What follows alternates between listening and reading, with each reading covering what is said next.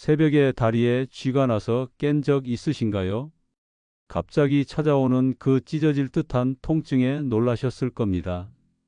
어떻게 해야 할지 몰라 발을 주무르고 허둥댄 경험도 많으실 겁니다. 하지만 혹시 이것이 단순한 근육 경련이 아니라면 어떨까요? 저는 35년간 응급의학과에서 근무한 김성수 교수입니다. 수천 명의 환자를 진료하며 다리에 쥐가 생기는 진짜 이유를 확인했습니다. 그중 일부는 생명을 위협하는 신호였습니다. 지난달 응급실에 오신 68세 박정희 할머님의 사례를 들려드리겠습니다. 할머니는 밤마다 다리에 쥐가 나고 심한 통증에 시달리셨습니다. 그러다 어느 날 오른쪽 다리가 붓고 통증이 더 심해졌습니다. 며느님이 이상하다며 병원에 모시고 오셨고 검사 결과 깊은 정맥혈전증이었습니다. 혈관 안에 피떡이 생기는 매우 위험한 상태였습니다. 만약 혈전이 폐로 이동했다면 폐색전증으로 즉사할 수도 있었습니다. 다행히 빠르게 발견해 치료했고 현재는 건강하게 지내고 계십니다. 할머니는 이렇게 말씀하셨습니다. 그냥 나이 탓이라 넘길 뻔했는데 큰일 날 뻔했어요. 오늘 영상은 단순한 쥐인지 생명을 위협하는 신호인지 구분하는 법을 알려드립니다. 또한 통증을 빠르게 멈추는 응급처치법과 예방하는 생활습관까지 모두 알려드립니다. 끝까지 보시면 앞으로의 밤이 훨씬 편안해지실 것입니다. 저는 이 내용을 제 가족에게도 늘 강조합니다. 영상이 도움이 되셨다면 좋아요와 구독을 눌러주시면 감사하겠습니다. 작은 클릭 하나가 생명을 살릴 수도 있습니다. 다리에 쥐가 나는 이유는 다양합니다.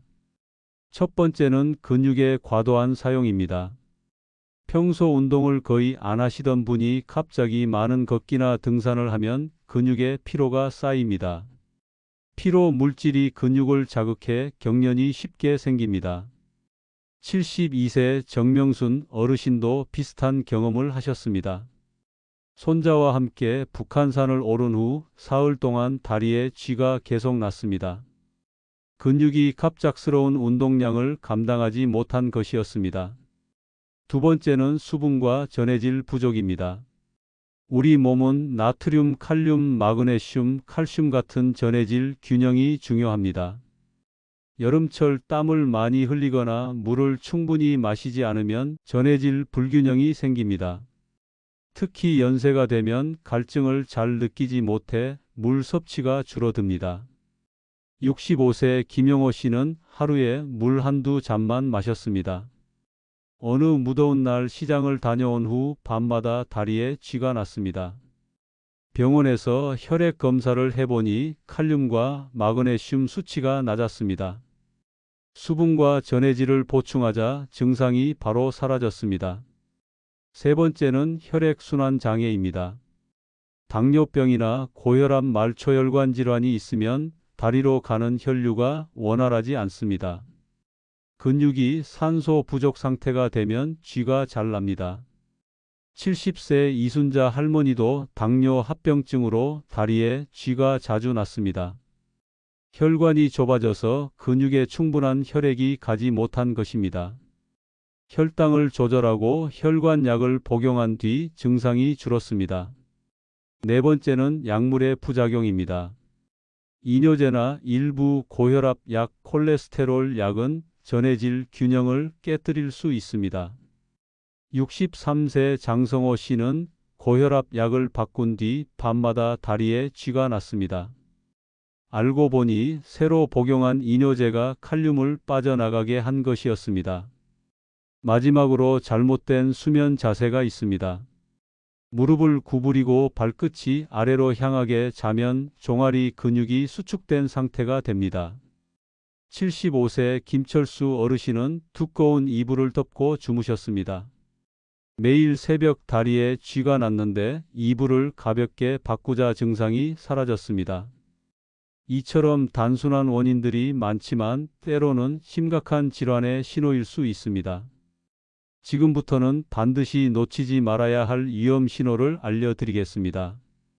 다리에 쥐가 나는 것이 단순하지 않을 수 있습니다.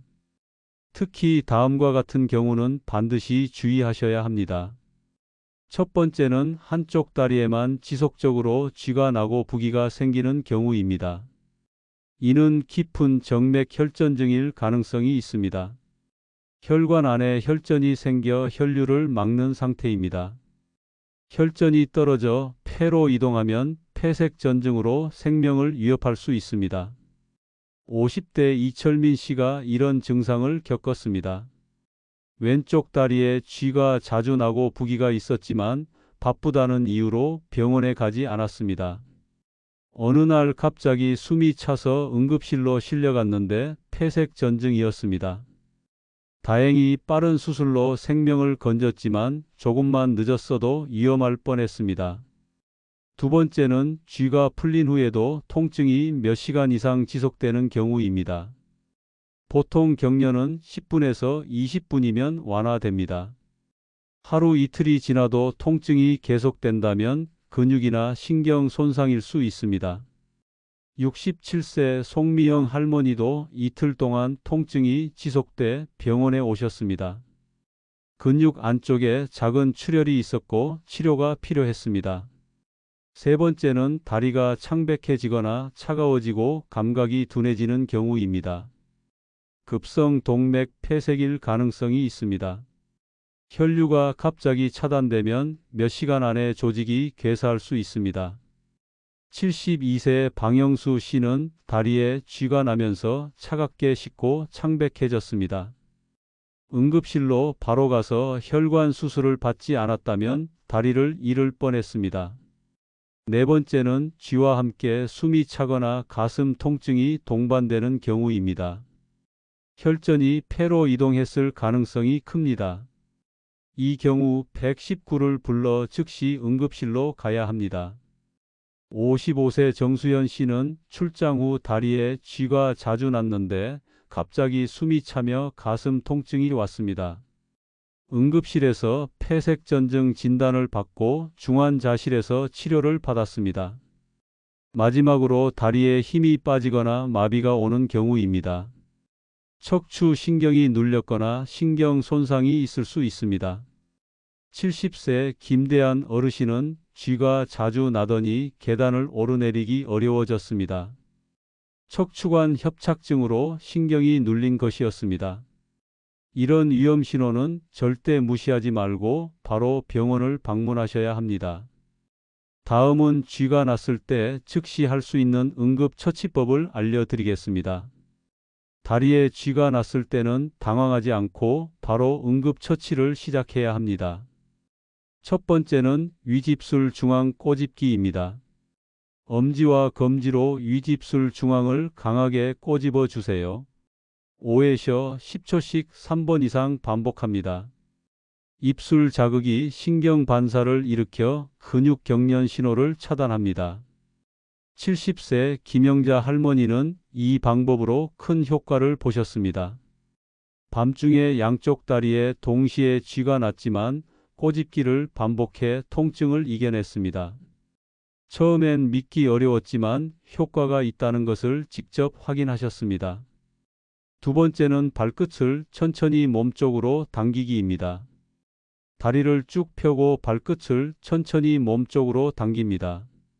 무릎도 같이 펴야 종아리 근육이 제대로 늘어납니다. 박순남 할머니는 침대 옆 벽을 이용해 발끝 당기기를 하십니다. 혼자 하기 힘들다면 벽을 활용하는 것도 좋은 방법입니다.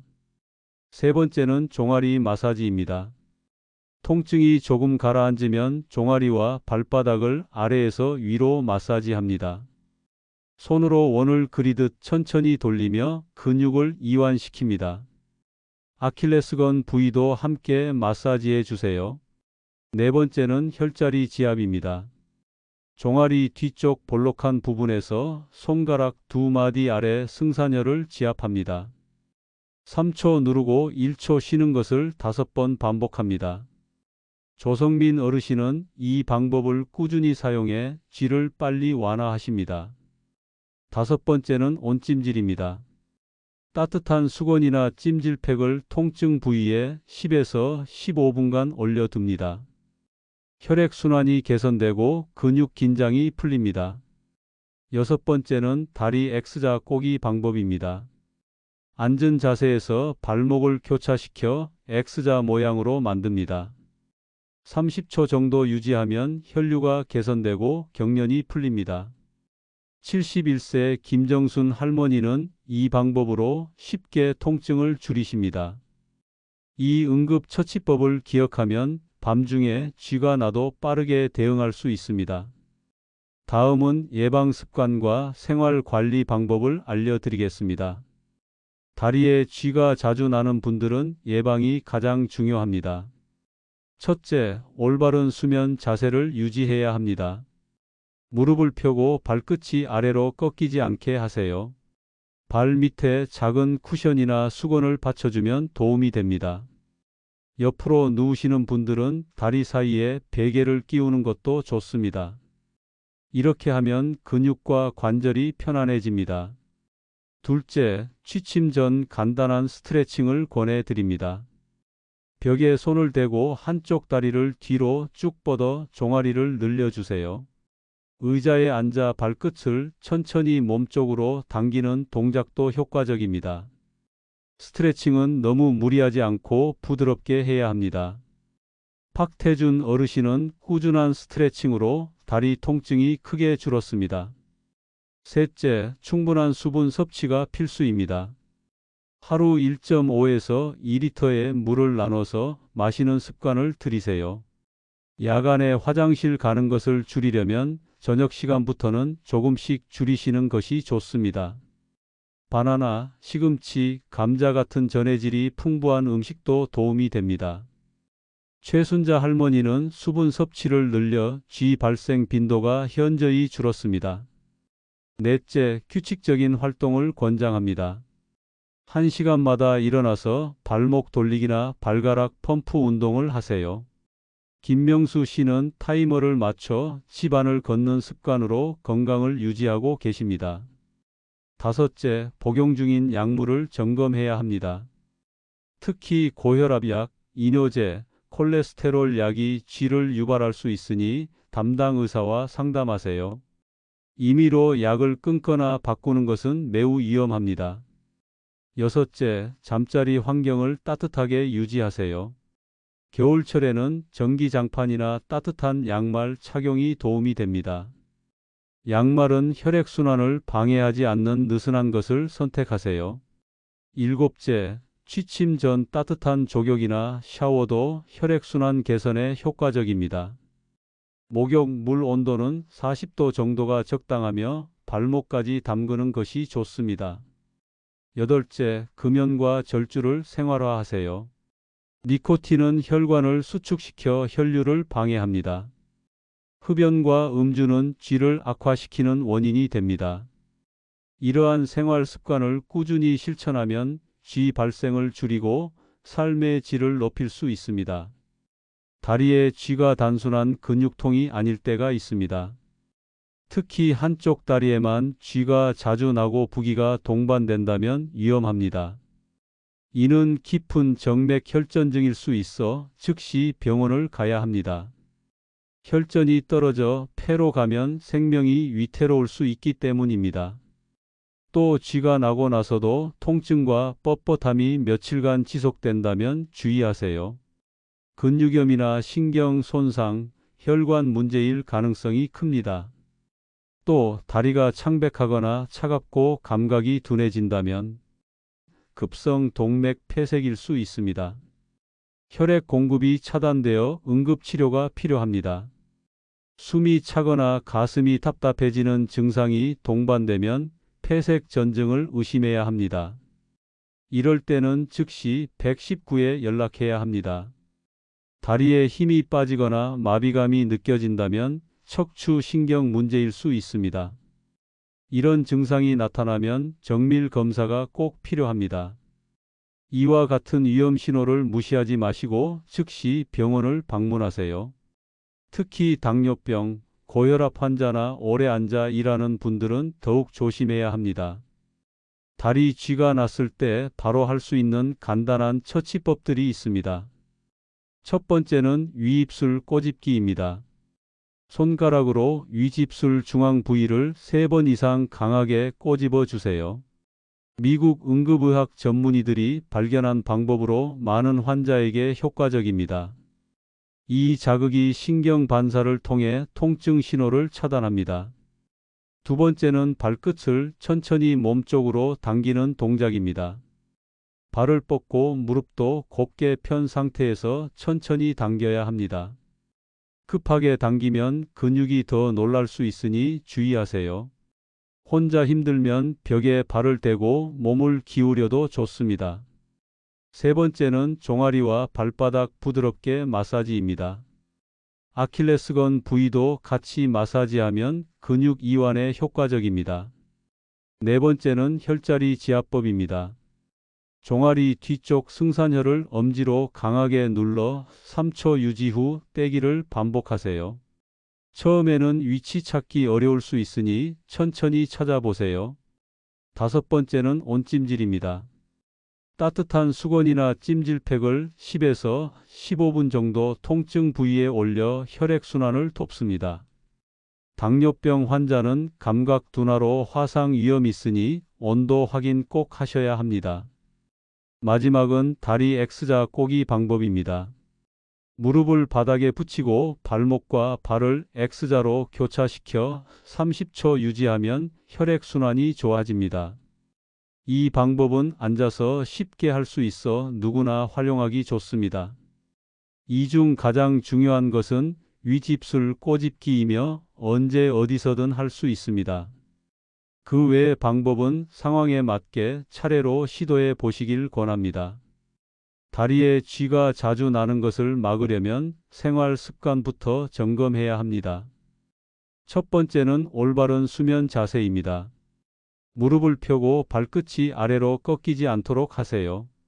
발 밑에 쿠션이나 수건을 받치면 혈액순환에 도움이 됩니다. 특히 옆으로 누우실 때 다리 사이에 베개를 끼우는 게 좋습니다. 두 번째는 취침 전 간단한 스트레칭입니다. 5분 정도 벽에 손을 대고 한쪽 다리를 뒤로 쭉 뻗어 종아리를 늘려주세요.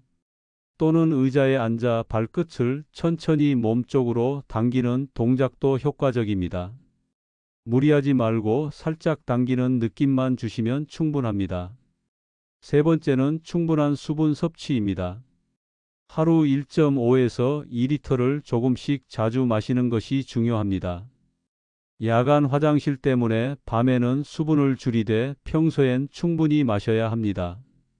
전해질 보충을 위해 바나나, 시금치, 감자 등도 추천드립니다. 네 번째는 규칙적인 움직임입니다. 1시간에 한 번씩 다리 펌프 운동이나 발목 돌리기를 해주세요. 간단한 동작이지만 혈액순환을 크게 돕습니다. 다섯 번째는 약물 복용 점검입니다. 특히 고혈압, 이뇨제, 콜레스테롤 약 복용 중이시라면 부작용을 확인해야 합니다. 임의로 중단하지 말고 반드시 담당 의사와 상담하세요. 여섯 번째는 잠자리 환경을 따뜻하게 유지하는 것입니다. 겨울에는 전기장판이나 따뜻한 양말을 신는 게 도움이 됩니다. 단 너무 꽉 끼는 양말은 혈액순환을 방해하니 주의하세요. 일곱 번째는 취침 전 따뜻한 족욕이나 목욕입니다. 40도 정도의 따뜻한 물에 10분간 발을 담그고 발목을 움직여 주세요. 혈액순환 개선과 근육 이완에 효과적입니다. 여덟 번째는 금연과 금주 습관입니다. 니코틴은 혈관을 수축시켜 다리 혈류를 감소시킵니다. 꾸준한 실천으로 쥐 발생을 크게 줄일 수 있습니다. 마지막으로 건강보조식품과 음주를 동시에 하는 건 조심해야 합니다. 특정 성분이 간에 부담을 주어 급성간 손상을 일으킬 수 있습니다. 모든 실천은 꾸준함이 중요하니 오늘부터 하나씩 시작해 보시길 바랍니다. 여러분, 의사로서 오랜 시간 환자들을 만나왔지만 저 역시 나이가 들면서 몸의 언어를 다시 배우게 되었습니다. 젊을 때는 통증을 참는 것이 강하다고 믿었습니다. 하지만 지금은 확신합니다.